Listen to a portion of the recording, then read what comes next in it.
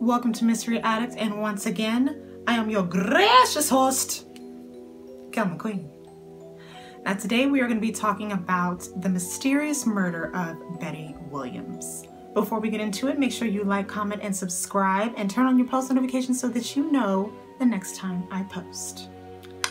Let's get into the story. Elizabeth Jean Williams, who went by Betty, was born August 11th, 1943 in Odessa, Texas. She was the daughter of Mary Williams, who worked for JCPenney, and John Williams, who was a carpenter. She was the oldest of 4 children, and she definitely played her big sister role very well.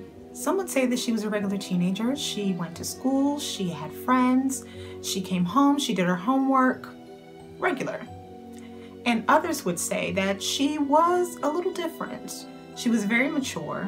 She knew exactly what she wanted in life. She was a person who kind of thought ahead. She wanted to be a part of the theater. She loved drama. And after high school, she wanted to join the theater program at Indiana University. She was a person that had way too much in her for the small town that she lived in.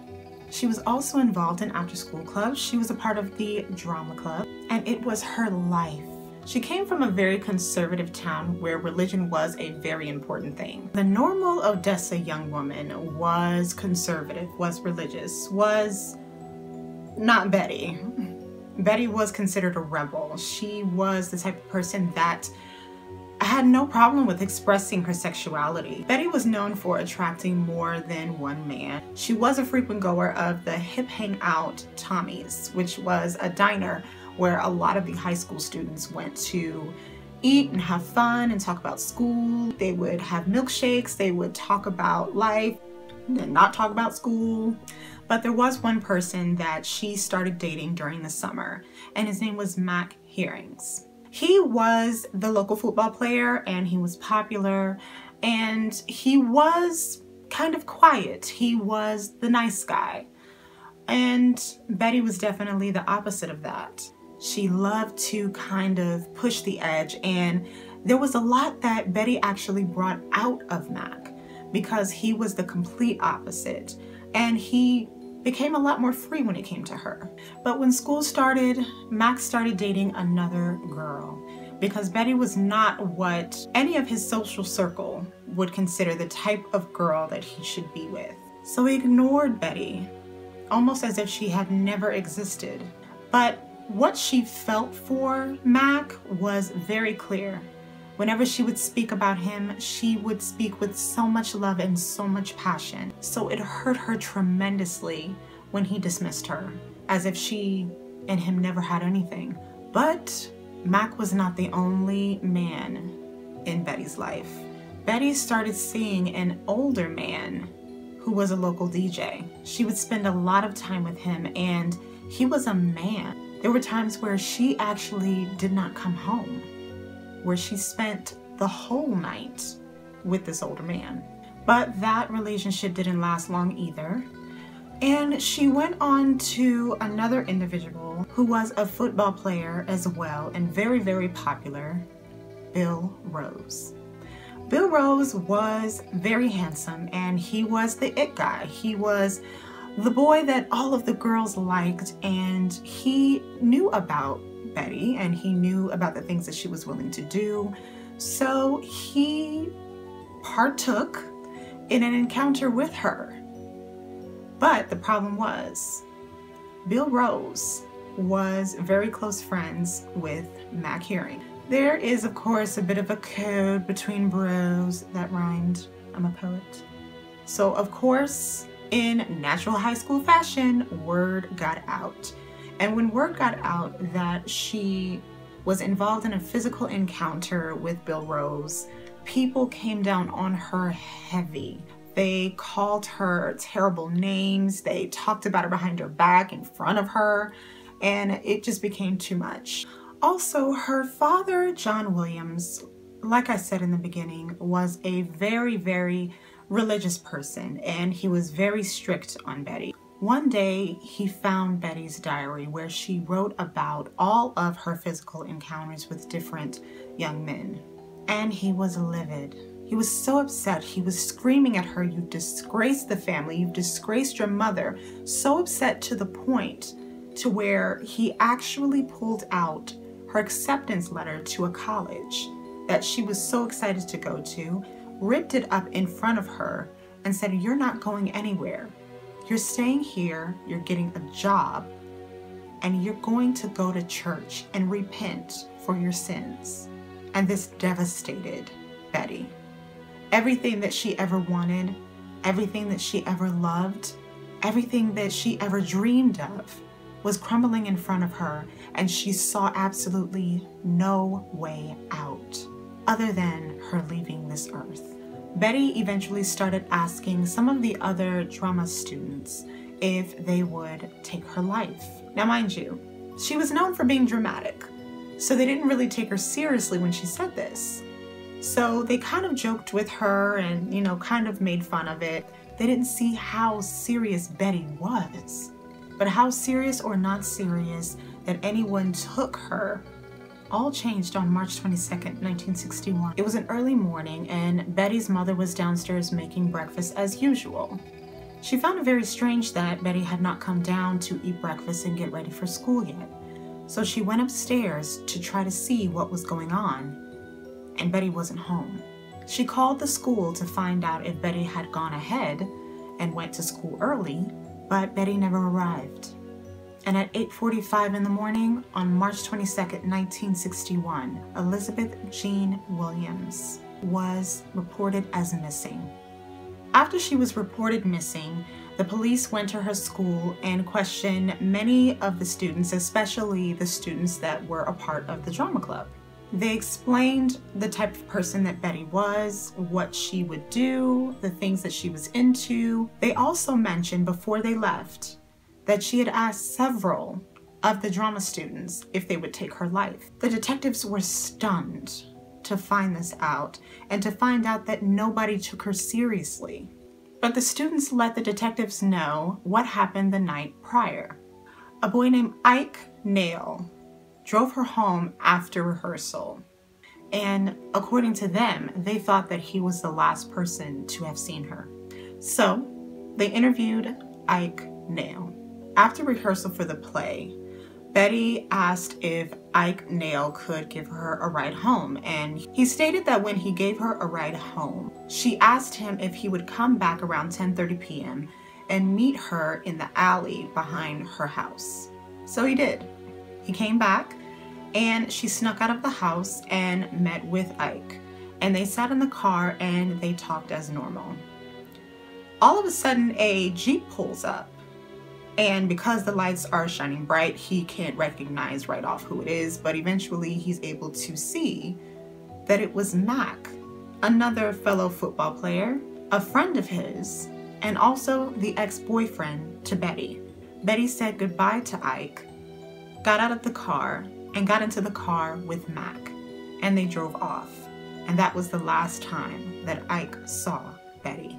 So they brought in Mac for questioning. When Mac was questioned, he told the authorities that he did spend time with her, but he dropped her off at home and he hadn't seen her since.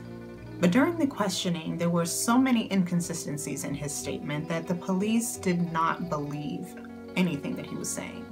So they decided to take him down to the police station for further questioning. So they took him into the interrogation room and questioned him and questioned him and questioned him. And eventually, after about an hour, his father was able to go in there with him. After a few minutes of speaking with him, he finally confessed that he had taken her life. So Mac took the authorities to one of the properties that his father leased for fishing and hunting.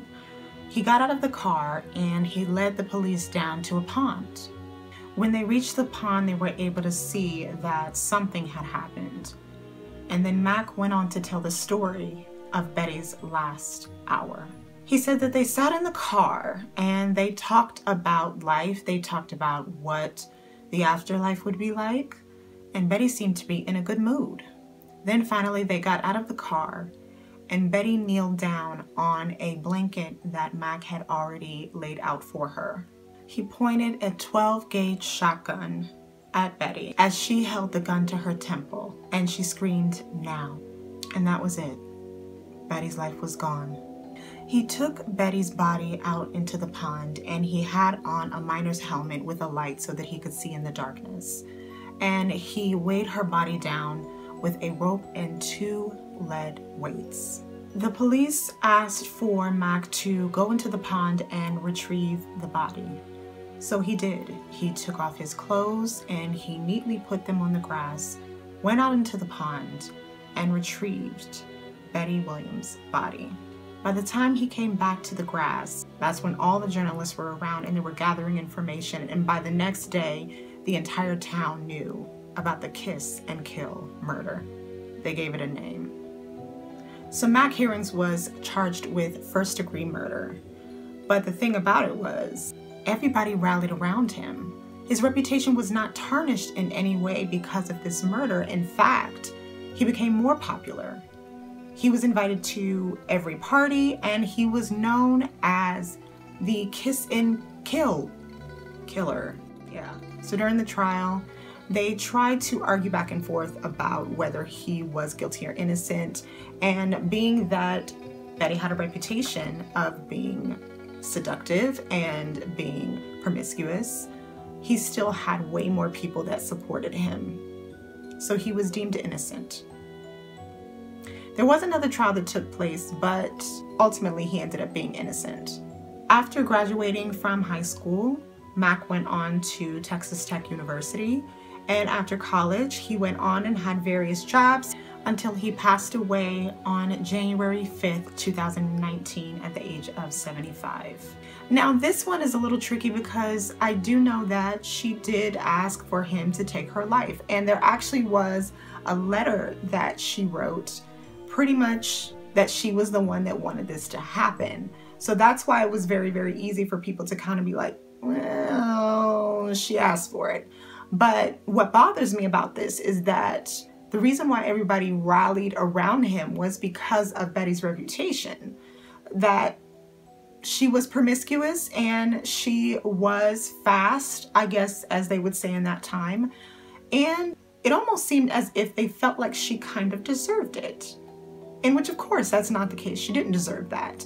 She was another individual, another young person that saw her world crumbling in front of her, in which that does happen with a lot of young people. Young people are not really ones to see the future. They see only what's happening right then.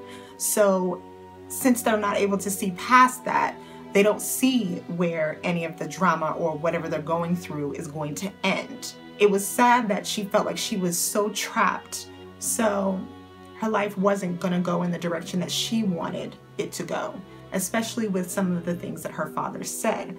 Now, I'm not blaming him, but I will say that it is very important for parents to pay attention to their kids. Pay attention to the type of child that you have and how they take information.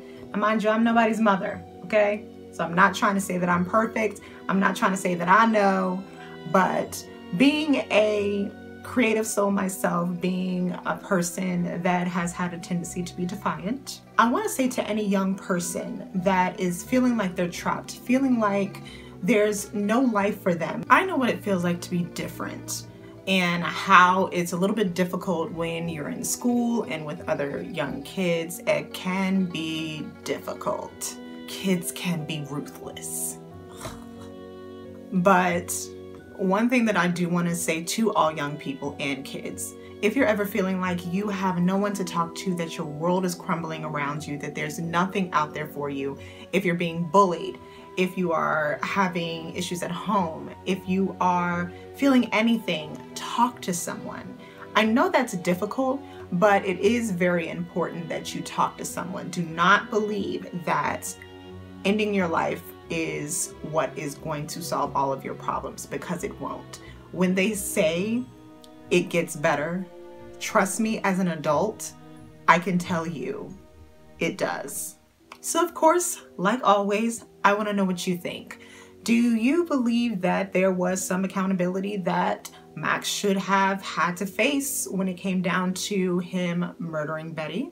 Do you believe that Mac was innocent and that they were right for not convicting him, being that Betty was the one who insisted on taking her life?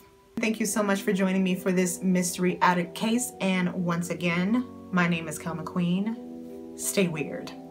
Normal's overrated.